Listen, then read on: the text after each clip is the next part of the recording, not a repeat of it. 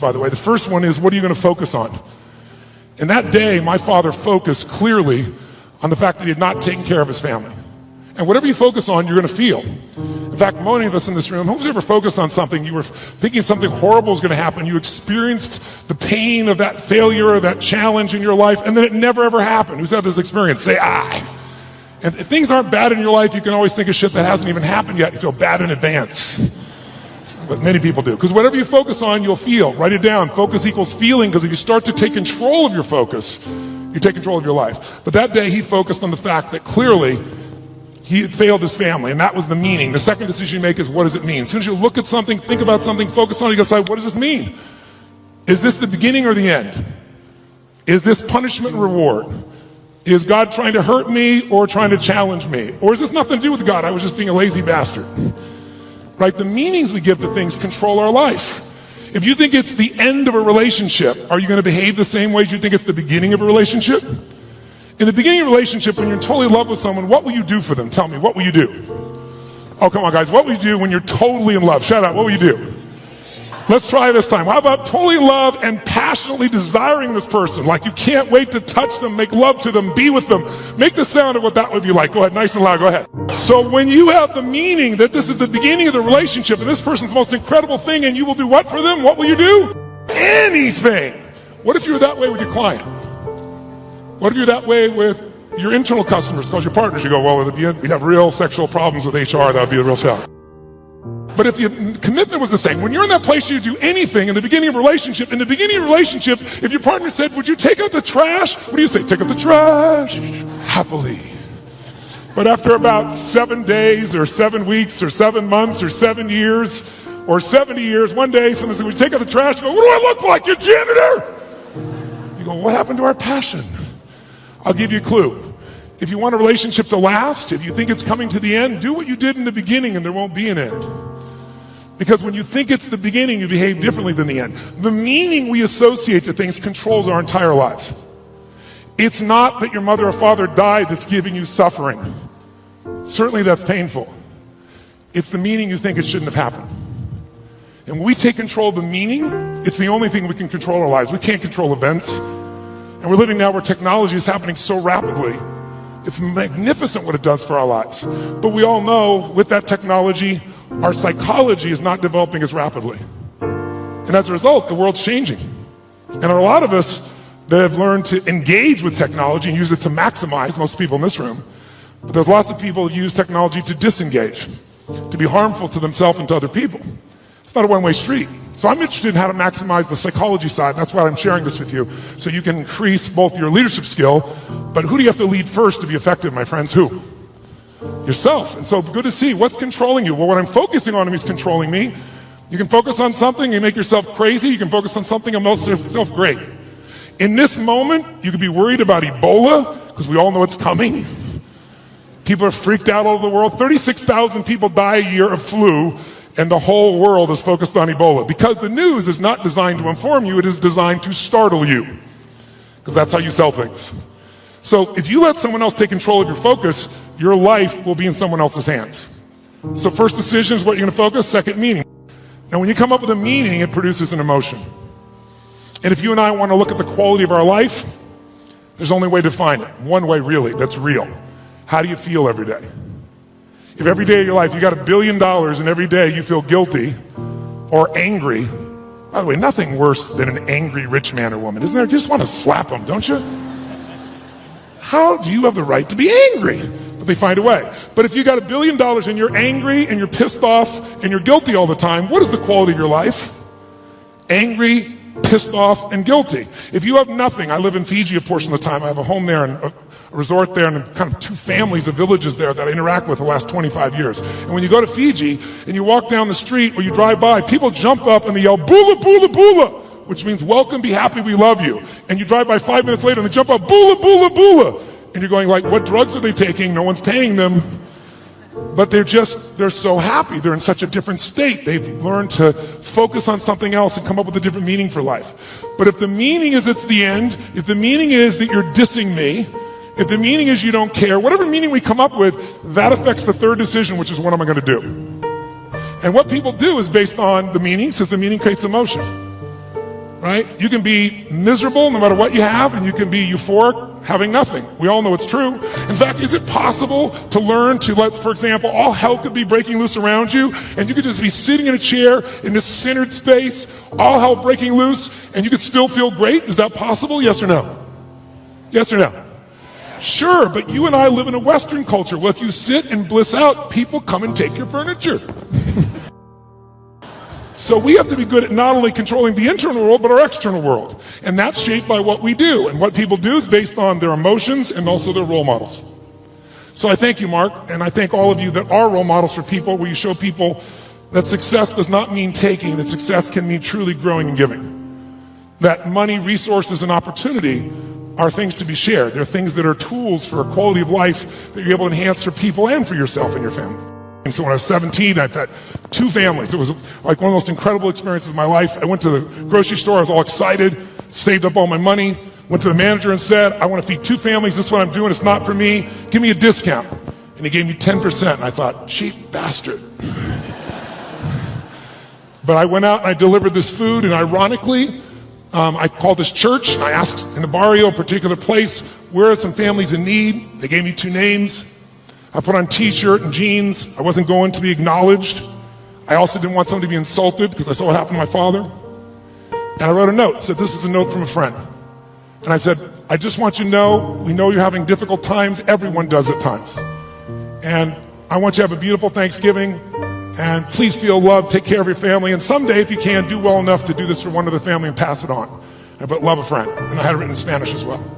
And I'll never forget, first place I pull up, this rotten old van, stick shift van, that I borrowed from a buddy of mine, with all these bags of food. And I went into this place and got out, pulled up this little tiny building, really tiny, knocked on the door. And when I knocked on the door, this little woman opened the door. It's probably half my size, which is not hard. I'm 6'7", so she's like 5'2". And she looked up at me like this, and she saw the groceries, and she screamed. And she started grabbing my head and pulled it down and kissed me. I was like, no, no, no, delivery boy, delivery boy. And she goes, no, God gift, God gift, God gift. And she didn't speak English, so I handed her the note. She read the note, she crying again, started trying to kiss me again. I said, no, no. She goes, God gift, God gift. So I pointed, where do I put this? In this tiny little room, there's a table there, I put the food down, and I went over to get some more groceries. And when I did, 4 children come running out. And one hits my leg and wouldn't let go. And when they saw the pumpkin pie, it was over. And it was one of the most emotional experiences of my life because, first of all, this little boy just wouldn't let go. And I delivered this food, and this woman was crying and smiling. And I stayed there just to take it in for a few minutes, seeing them all. It was like going back in time. And then as I went to go leave, I couldn't speak Spanish, and she was like trying to say something in Spanish. I didn't know what to say, and it was Thanksgiving, so I said, Feliz Navidad. It's like, I heard the song, okay? And she laughed and laughed. She's crying and laughing. One of the more beautiful experiences of life, isn't it? When you can have both those experiences in your body simultaneously.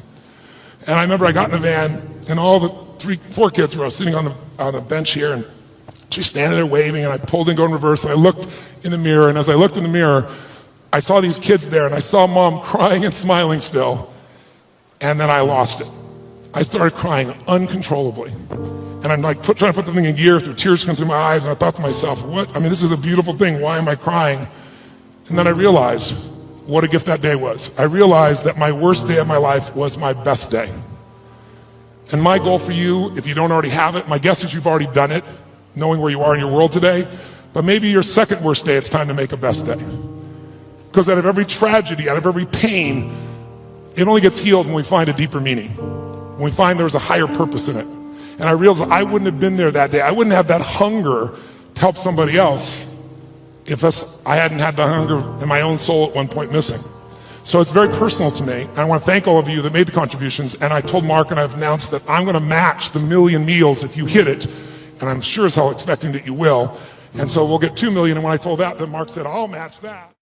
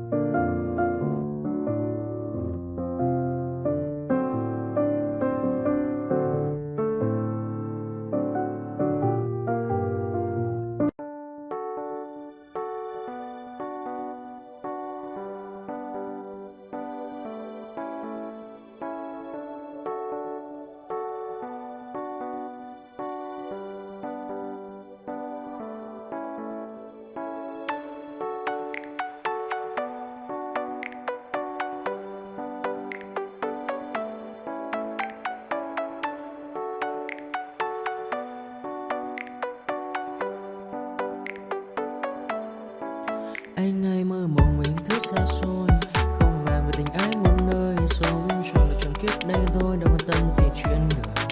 Thế mà lại ngâm tương tư, ông tầm bà mối xa tơ. Đêm nằm trộm nhớ mơ mơ về ai.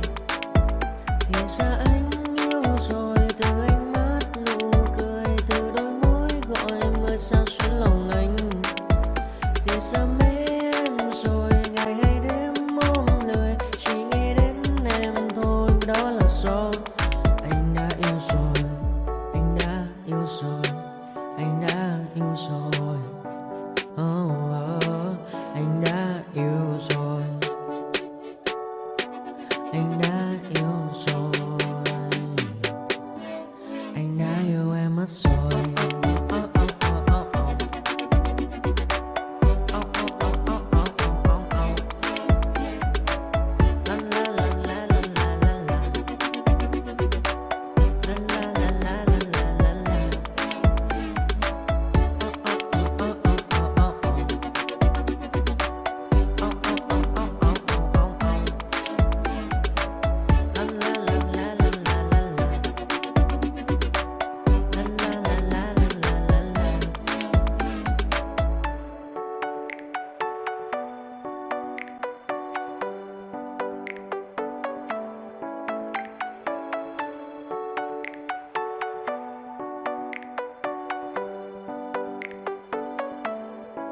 Anh hay mơ mộng mình thức xa xôi, không màng về tình ái muôn nơi. Sống trọn đời trọn kiếp đây thôi, đâu quan tâm gì chuyện đời. Thế mà lại nằm tương tư, ông tầm bà mối xa tơ. Đêm nằm trộm nhớ mơ mơ về ai. Thì ra anh yêu rồi, từ ánh mắt nụ cười, từ đôi môi gọi mưa sao xuyến lòng anh. Thì ra mê em rồi, ngày hay đêm.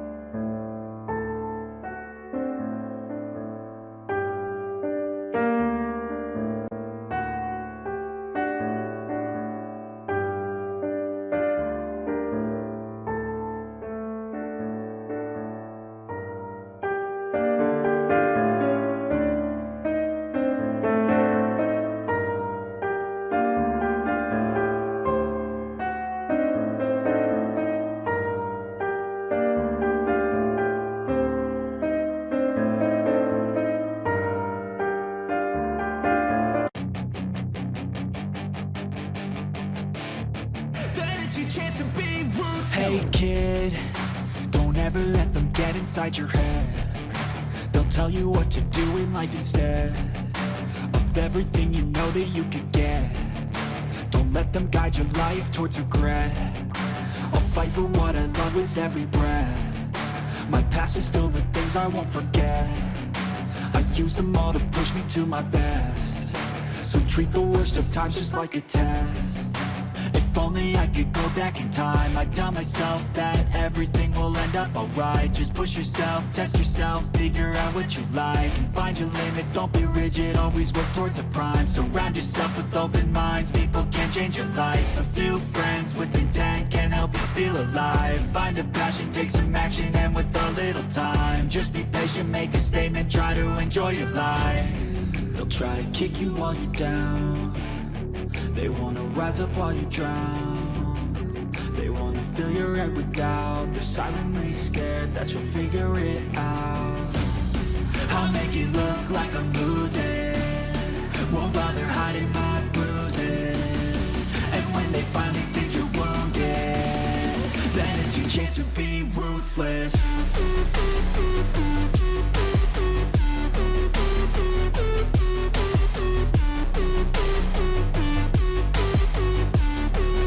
It's your chance to be ruthless.